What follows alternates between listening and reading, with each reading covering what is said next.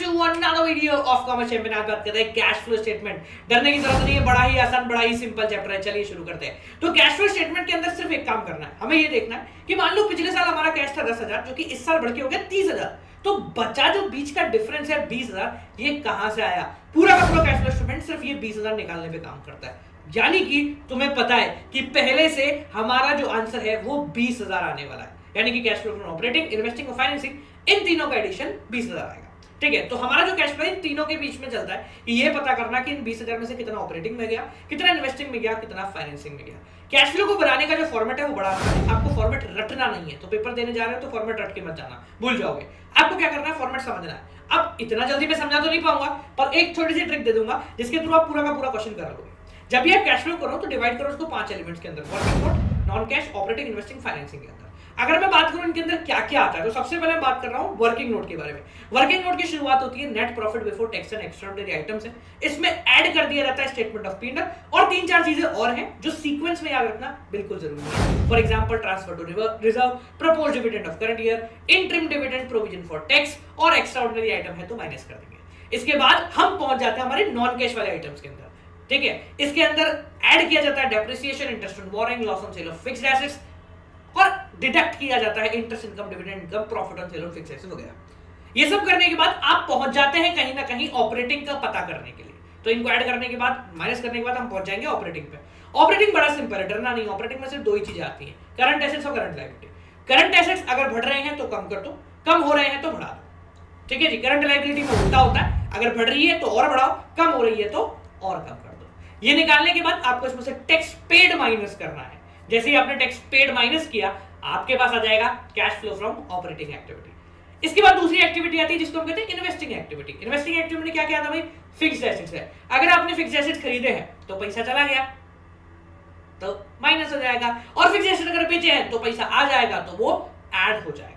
ठीक है जी। इसके अलावा अगर आपने कहीं इन्वेस्ट करके पैसा कमाया, जैसे डिविडेंड से पैसा कमा लिया, कहीं इन्वेस्ट करके रेंट से पैसा कमा लिया, तो वहां पर इसको काउंट कर सकते हैं। ठीक है, अगर तुम्हारी गुडविल, तुमने किसी और की गुडविल खरीद ली तो वो भी इसके अंदर काउंट हो जाता है। इसके बाद बात करते हैं भाई फाइनेंसिंग एक्टिविटी के बारे में। तो financing activity comprises of issue of shares and debenture. ठीक है जी, तो अगर आपने शेयर इशू करे हैं, पैसा आया है तो आप उसको ऐड कर दोगे। डिबेंचर इशू की है, पैसा आया है, उसको भी ऐड कर दोगे। रीपेमेंट अगर इन सबकी की है तो आप उसको माइनस कर दोगे, इंक्लूडिंग अगर आपने इंटरेस्ट ऑन डिबेंचर भी है तो भी उसको माइनस कर देंगे। इंटरेस्ट ऑन डिबेंचर दो जगह प्रोसीड किया जाता है, एक नॉन कैश के अंदर, एक फाइनेंसिंग के अंदर। तो इसको दिमाग में बिठा के रखना। ये सब करने के बाद आपके पास फाइनेंसिंग एक्टिविटी का आंसर आ जाएगा। ऑपरेटिंग, इन्वेस्टिंग, फाइनेंसिंग तीनों को जोड़ो, उत्तर वही बीच का 20,000 आएगा। यानी कि क्वेश्चन में जो कैश एंड कैश इक्विवेलेंट का डिफरेंस है, पिछले साल का कैश और इस साल का कैश, इसके बीच का डिफरेंस है, वही तीनों का एडिशन होगा। आप लोगों के पास एक छोटा सा अपर हैंड होता है। इन्वेस्टिंग, फाइनेंसिंग इजी है, ऑपरेटिंग का आंसर आप चाहो तो बहुत आसानी से निकाल सकते हो, कैश का आंसर आपको पता है, थोड़ा सा हिंट दिया है, तो you can try if you want. ठीक है, इसके बाद 3 चीजें हैं जो कि अलग अलग आती है, जैसे एक प्रोविजन फॉर टैक्स का कॉन्सेप्ट। तो प्रोविजन फॉर टैक्स क्या है देखना, अगर क्वेश्चन में आपको एक ही एलिमेंट मिलेगा तो आप इसी को करंट ईयर का प्रोविजन भी मानेंगे और टैक्स पेड भी मानेंगे, यानी इसको ही वर्किंग नोट में भी लिख देंगे ऐड करते हुए और इनकम टैक्स पेड में माइनस कर देंगे। अगर आपको क्वेश्चन में प्रोविजन फॉर टैक्स दो जगह मिलता है, मतलब प्रीवियस ईयर और करंट ईयर, तो प्रीवियस ईयर को टैक्स पेड में मान लो और करंट ईयर को आप मान लीजिए प्रोविजन, जो कि ऐड हो जाएगा वर्किंग नोट में। बट अगर जनाब इसके साथ आपको कोई तीसरी चीज मिल जाती है, यानी कि पिछले साल का इस साल का प्रोविजन फॉर टैक्स भी मिल गया और आपको नीचे एडजस्टमेंट में कोई तीसरी चीज मिल गई, यानी कि टैक्स पेड या करंट ईयर, तो आपको अकाउंट बनाना पड़ेगा। अकाउंट बनाना बहुत आसान है, पिछले साल का आपका क्रेडिट में, इस साल का डेबिट में। अगर टैक्स पेड गिवन है तो वो डेबिट में आ जाएगा, जो बीच का डिफरेंस होगा वो आपका प्रोविजन फॉर टैक्स में आ जाएगा। ठीक है, तो इस बात को ध्यान रखना, जब भी किसी चीज का अकाउंट बनता है तो ओपनिंग और क्लोजिंग बैलेंस की कोई इंपॉर्टेंस नहीं रहती, बीच के एलिमेंट्स की इंपॉर्टेंस रहती है। सिमिलर बेस पे मशीन का अकाउंट भी इस तरीके से बनाया जाता है। अगर आपको ऊपर और नीचे मशीन की डिफरेंस दे रखा है, मतलब पिछले साल 5 लाख की मशीन, इस साल 5.5 लाख की मशीन, तो आप अंदाजा लगा लो भाई 50,000 की मशीन खरीदी है। बट जस्ट इन केस मान के देखो कि अगर आपको बोलते भाई थोड़ी सी मशीन जो है वो अलग से बेची भी थी, खरीदी भी थी, कुछ डेप्रिसिएशन भी है, तो उस पर्टिकुलर कंडीशन में मशीन का खाता आपको बनाना पड़ेगा।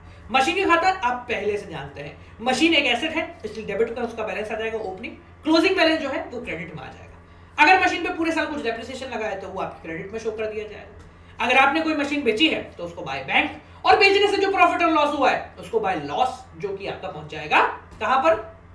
नॉन कैश के अंदर। ठीक है, इस सब का डिफरेंस निकालने के बाद आपके पास आ जाएगा परचेज, यानी कि टू साइड अगर डिफरेंस आ रहा तो that would be treated as purchase, और आप उसको कहां पर लिख दोगे?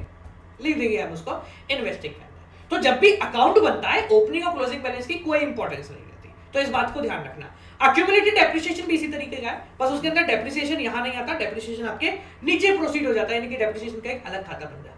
ठीक है, तो भाई एक बात को ध्यान रखना, कैश फ्लो स्टेटमेंट मुश्किल नहीं है, आपको ये पता नहीं करना है कि भैया सीक्वेंस क्या है। पेपर में जाती है कैश फ्लो स्टेटमेंट पूरा का पूरा रट के मत आ जाना, पूरा का पूरा बना मत देना, एग्जामिनर नंबर काटे ना काटे गुस्सा जरूर निकाल देगा और तुम्हारा समय भी खराब हो जाएगा। तो इसके लिए बस ये पता करो कि कैश फ्लो स्टेटमेंट में 5 हिस्से कौन से हैं, और ये देखो कि उन 5 तरीकों के हम किस तरीके से आंसर निकाल सकते हैं। अब जाने से पहले कैश फ्लो है तो एक छोटी सी हिंट देकर जाऊंगा।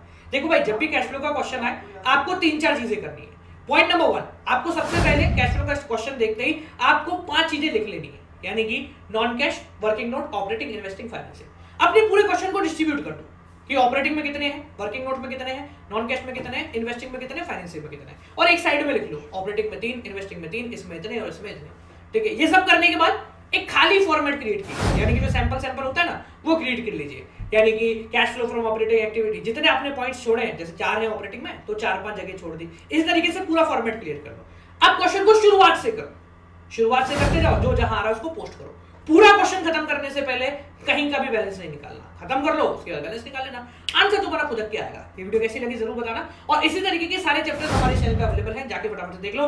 और अगर इसको रात को देख रहे हो तो सवेरे 6 बजे आ जाना मालूम, commerce king expected paper is gonna live. मिलता है आप लोगों से सेकंड वीक साथ, till then keep on watching.